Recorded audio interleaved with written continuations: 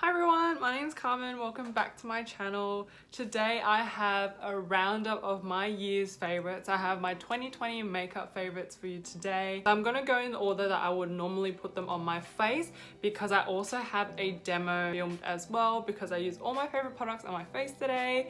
So let's start with primer. Unfortunately, I don't actually have my favorite primer of the year, but my favorite has been the Smashbox Photo Finish Primer, the original one. Just looks so nice on the skin because it's one of those pore blurring ones that fills in the pores and lines, and I noticed that I do notice that I have bigger pores on my nose and on my cheek area, and when I use that primer I notice such a big difference. I feel like my makeup just looks so airbrushed on my skin, like my foundation looks absolutely flawless, like beautiful. And it's definitely going to be a primer I'm going to be repurchasing after I finish my Fenty Pro Hydrating Primer. It also just makes my makeup last so much longer, so that's definitely been a favorite of mine this year. Second is a foundation. I actually have two foundation favorites. The one that I use on my face today is the Estee Lauder Double Wear Foundation. This is in the shade 2W0 Warm Vanilla. I've always loved this foundation. It's not a foundation that I usually gravitate towards because it is medium to full coverage and can look quite like full on for just like a day in the office or a day out, but every time that I wear this I fall in love with it again because it is just so long lasting, and no matter what I do, if I'm sweating, if I'm crying, at the end of the day it'll still look flawless, if not even more flawless, like after a couple hours of wear when your natural oils kind of come in and it looks more like skin rather than foundation. I love this foundation so much.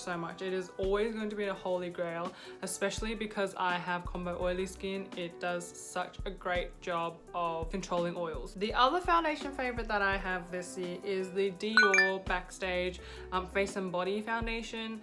This one's very different to the Estee Lauder one because this is more of like a light to medium coverage foundation. I have it in the shade 1W and I use it on days when I'm not breaking out as much and I want like a lighter foundation that looks a bit more natural and skin-like. I really like the scent of this foundation. I don't know how to explain it to you, but it's like a really nice fresh scent, and because it is a really light foundation you can do a light layer of it all over your face, and then in your trouble areas, which for me is usually around the chin, I would just dot a little bit more foundation on for a bit more coverage and it still looks really natural as well.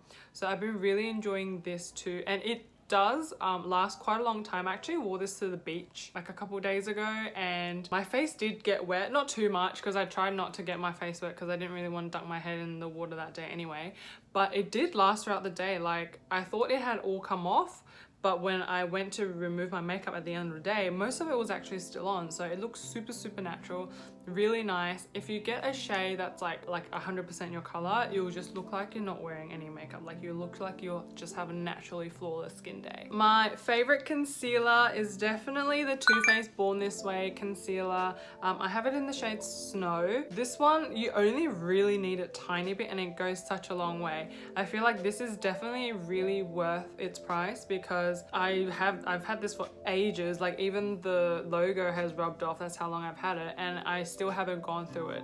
It gives you like full coverage instantly. Any under eye darkness, it's gone. This is just such a good concealer and I always reach for it. Big tube, good value for money. For powder, I have been using this one for I feel like a year or two now. This is the Nikkia Joy Cosmetics Velvet Finishing Powder, and it is a hydrating powder, I believe. This is a makeup company created by Nikkia Joy, who's also a YouTuber here, and she has really oily skin, but she wanted to make sure that even though she needs powder to absorb her oil, that it wouldn't dry her out so much that her skin would have to overproduce more oil to compensate. So this on your skin actually looks so beautiful. If I use this in combination with Estee Lauder, the Double Wear Foundation, my makeup is not going anywhere. My base is staying perfect. I've never found it to cake anywhere. I've never found that it grabs onto dry patches or anything like that. I do use it to bake if I bake, I rarely do, but if I do, I find that this works just as well, and it's just such a finely milled powder. I don't know if you can see, but it's just such a finely milled powder. And my friend who actually has the Laura Mercier translucent powder that everybody was raving about like a couple years ago on YouTube, and is still a cult favorite, she's actually said that this looks better than the Laura Mercier translucent powder. And I've been repurchasing this powder for like a year or two now, and I just can't get enough. I don't want to buy another powder and be disappointed, and I just can't bring myself to change. I'm just so addicted to this powder. So I would highly recommend you to check this out. So for eyebrows, I'm not really like an eyebrow person. I'm kind of the type of person that just wants to get it over with and, you know, it's done. It is important to the face, but I'm not like one of those people that spends like 15 minutes on the eyebrows. I don't have the time in the morning, first of all, if I'm going to the office, and two, I'm a little bit lazy. So the product that I've been using all year round has been the KVD Beauty Super Brow in the shade Medium Brown. It has pretty good staying power. I've never found it to like rub off or anything, unless I'm like, you know, like actually rubbing at my eyebrows. Not that I do that, but yeah, it has really good staying powder. It claims to be waterproof. I did wear a bit of it to the beach, and most of it stayed on, not all of it. Most of it did stay on, so I can attest to it being somewhat waterproof. But I just like this color because it's not like too ashy and it's not too orange, because even though I have dark brown hair to the point where it's almost black, I don't like using black brow pomade because I find that it's a bit too harsh on my face. I find that this is a really nice color, and I've been using this for like ages and I've still got a bit to go, so definitely long lasting. If you're a fan of pomade, I definitely check this out. I think this is pretty much on par with the Anastasia Beverly Hills one, so yeah, give it a go if you would like to try something new. In terms of eyeshadow, this palette has definitely been the one I gravitate towards, whether it be for work or for like being on camera like today. I just love the orangey tones in the palette. My most used colors, I feel like, is very basic colors, are these three colors in combination with each other. So this would be like my first color that I put in as like a blending color, then I would use this in my crease, and then this in the outer V if I want a more dramatic look, and then I'll take any other shimmers and then put it towards like the center and front of my lid. And yeah, I just feel like these are such workable colors that you can take them from day to night. Very versatile, and I just love warm eyeshadow, so this is definitely the ideal palette for me.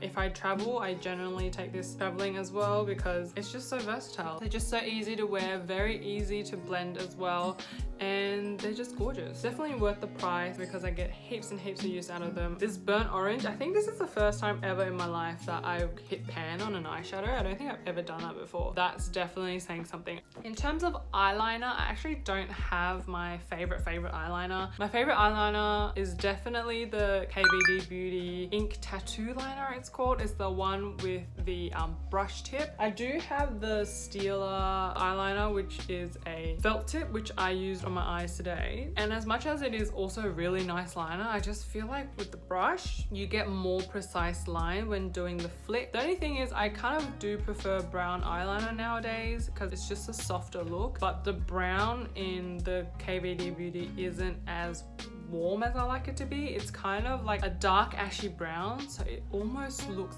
black. And when I want a brown eyeliner, I don't want it to look almost black. I want it to look brown, you know what I'm saying? So yeah, that's why I opted for the Stila one instead of the KVD one. But once I do finish the Stila one, which I think is actually quite soon, I do want to repurchase the KVD Beauty liner again. My favorite mascara used to be the I think the Lash Paradise by L'Oreal, the waterproof formula, but this year, thanks to my friend, I have found a new favorite, which I did mention a couple months ago as well. It is the Maybelline Lash Sensational mascara in the luscious version, like the matte black tube. This is a waterproof mascara, and I just find that it makes such a difference in my lashes. Like, I have thinner Asian lashes that kind of just grow down and they're quite stubborn, so it definitely, like, a good mascara for me definitely needs to be able to hold a curl, which is generally a waterproof formula. And I've been loving this mascara because It does give me like a really nice fan effect. It makes my lashes so much more voluminous, and it holds a curl, and there's minimal smudging. I've yet to find a mascara that doesn't smudge on me at all, but this one comes pretty close. It only smudges a little bit down here. At the end of the day, nothing too bad. I don't look like a raccoon or anything. This has been my favorite mascara of the year, and I feel like mascara is one of those things you don't really need to go high end for. Everything else, yes, but mascara, I feel like drugstore, especially like Maybelline, does a really good job. So this mascara has been my favorite out of 2020. For bronzers, I have two products. I have the Fenty cream bronzer in the shade Butter Biscuit, and I also have the Too Faced chocolate Soleil bronzer. This is a powder bronzer. As much as I like these two on its own for different purposes, I like to use these two together because I feel like if I use the Fenty cream bronzer first and then I go over it with the powder, it just gives me a much more like airbrush look. I did that today, and I just feel like the bronzer looks so much smoother, looks more blended out. And I know it's a bit extra to like layer on two types of bronzers, but when I do have time in the morning, I do love using these two because it also is much more longer lasting on my skin. So I find that when I do this, my bronzer stays on the whole day. For blush, I really do enjoy the blush that's here.